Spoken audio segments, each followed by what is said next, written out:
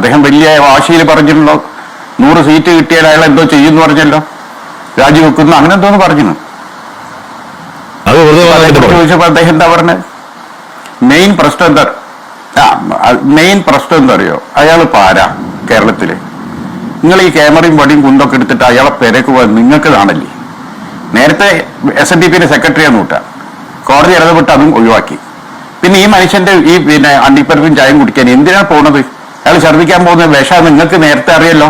അറിഞ്ഞിട്ടും അത് നാട്ടുകാരെ കേൾപ്പിക്കാനുള്ള ഇങ്ങളൊരു തൊരണ്ടല്ലോ. കേരളത്തിലെ മാധ്യമ സമൂഹമൊക്കെ മാറിയാണ്. ഇത്തരത്തിലുള്ള വിഷം ഛർദ്ദിക്കുന്നവന്റെ ഒരു വാർത്ത കൊടുക്കാറില്ലായിരുന്നു പണ്ട് കാലത്ത്. ഏറ്റവും തീവ്രമായി ഈ മതവിദ്വേഷം വിളിച്ചു പറയുന്നവർ ആരാണോ അവനെയാണ് നിങ്ങൾക്ക് സുബൈക്ക് വിളിക്കണേ. വിളിച്ചിട്ട് എന്താ പറയണേ?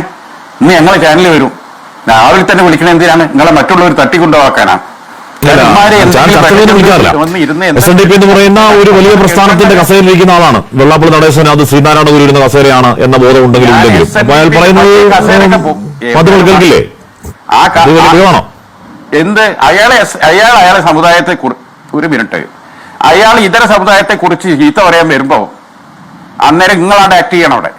നിങ്ങൾ ഈ കണ്ട ഇതര സമുദായങ്ങൾക്കെതിരെ തോന്നിയാസം വിളിച്ചു പറയണമൊന്നും കൊടുക്കാൻ ഞങ്ങൾക്ക് കഴിയില്ല എന്ന് നിങ്ങളെ മാധ്യമ സമൂഹം പറയണം.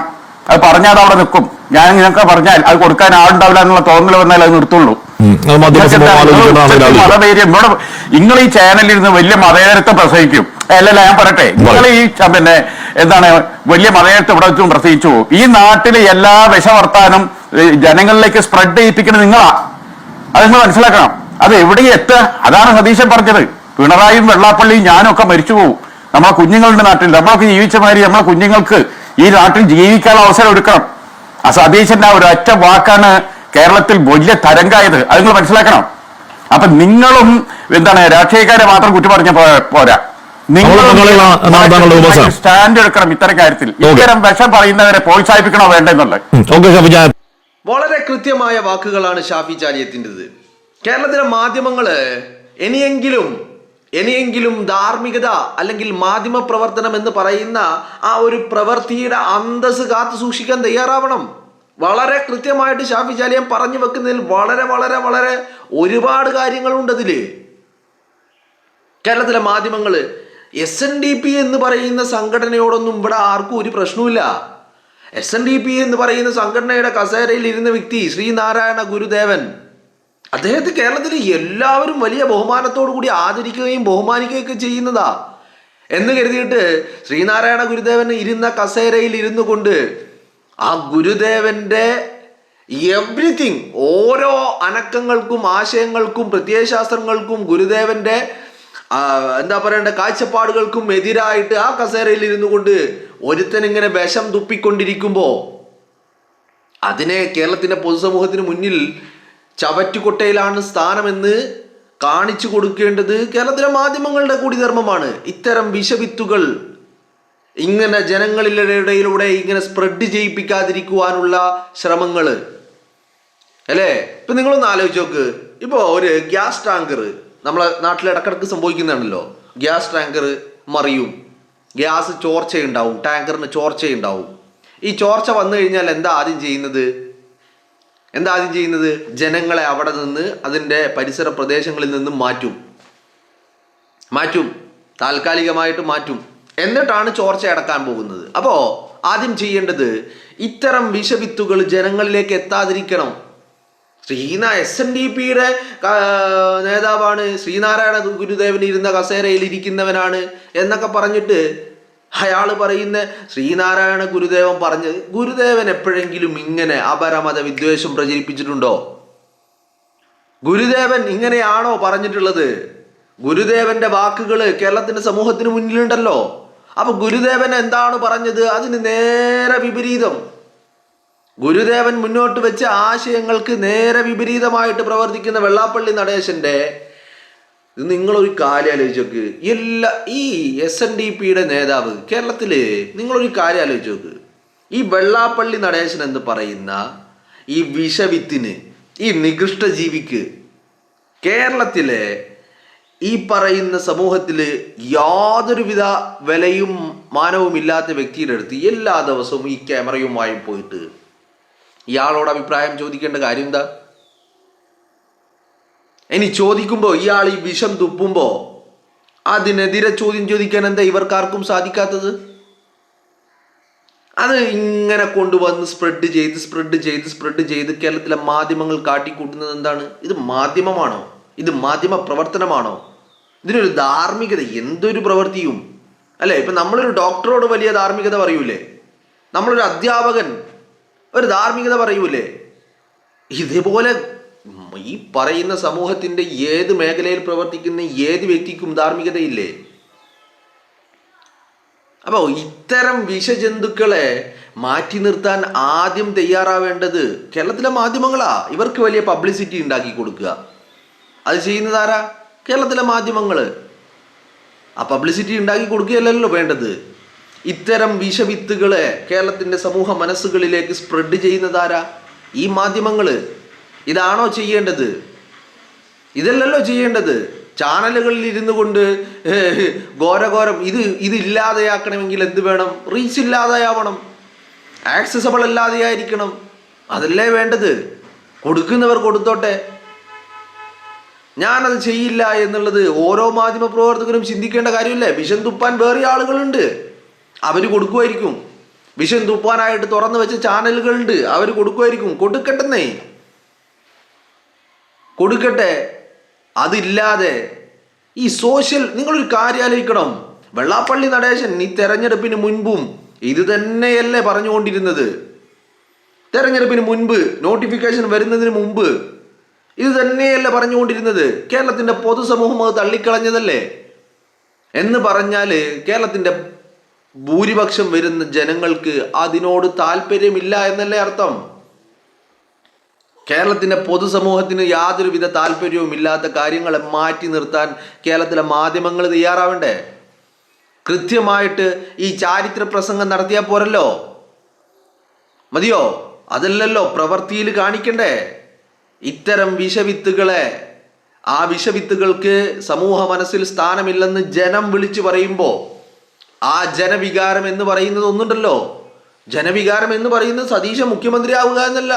സതീശന്റെ ആശയങ്ങൾ, ആദർശങ്ങൾ എന്താ? ഏത് മറ്റവൻ വന്ന് വർഗീയത പറഞ്ഞാലും അതുമായിട്ട് യാതൊരു കോംപ്രമൈസും ഇല്ല. ആ ആശയത്തിനൊപ്പം, ആ ഒരു നിലപാടിനൊപ്പം കേരളത്തിന്റെ പൊതുസമൂഹം നിന്ന്, അതിനൊപ്പം കേരളത്തിലെ മാധ്യമങ്ങൾ നിൽക്കാൻ സാധിക്കണം. മാധ്യമങ്ങളാണ് എന്ന് പറഞ്ഞിട്ട് എസ് എൻ ഡി പിയുടെ നേതാവ്, അത് എസ് എൻ ഡി പിയുടെ നേതാവൊന്നല്ല Vellappally Natesan S N D പിയുടെ നേതാവാണോ? അങ്ങനെ എസ് എൻ ഡി പിയുടെ നേതാവാകുന്നത്? എസ് എൻ ഡി പിയുടെ നേതാവാണെങ്കിൽ ഗുരുദേവൻ പറഞ്ഞതുപോലെയാവണം. ആണോ? അങ്ങനെയാണോ ഉള്ളത്? ഗുരുദേവൻ പറഞ്ഞതുപോലെയാണോ മുന്നോട്ട് പോയിക്കൊണ്ടിരിക്കുന്നത്? ഒരിക്കലുമല്ലല്ലോ. ശ്രീനാരായണ ഗുരുദേവന്റെ ഒരു എന്താ പറയേണ്ടത്, ചെരുപ്പിന്റെ വാറോളം പോലും എത്തുന്നില്ല. ഗുരുദേവൻ പറഞ്ഞ ആശയങ്ങളോട് യാതൊരു വിധത്തിലുള്ള കമ്മിറ്റ്മെന്റും ഇല്ല. ഗുരുദേവൻ മുന്നോട്ട് വെച്ച ആദർശങ്ങളോട് യാതൊരു വിധത്തിലുള്ള കമ്മിറ്റ്മെന്റും ഇല്ല. അപ്പൊ ഇങ്ങനത്തെ വ്യക്തികൾ എന്തിനാണ് ഇങ്ങനെ കൊണ്ടു നടക്കുന്നത്?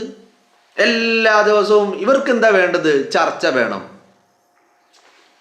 ഈ ചർച്ച വേണം, എങ്ങനെങ്കിലും പണം ഉണ്ടാക്കണം എന്നുള്ളതിനപ്പുറം ഇത് ചെയ്യുന്നതിലെ ധാർമ്മികത കൂടി ഒന്ന് ആലോചിക്കണ്ടേ? എല്ലാവർക്കും വലിയ ധാർമ്മികതയുടെ ക്ലാസ് എടുക്കുന്നവരാ കേരളത്തിലെ മാധ്യമങ്ങൾ.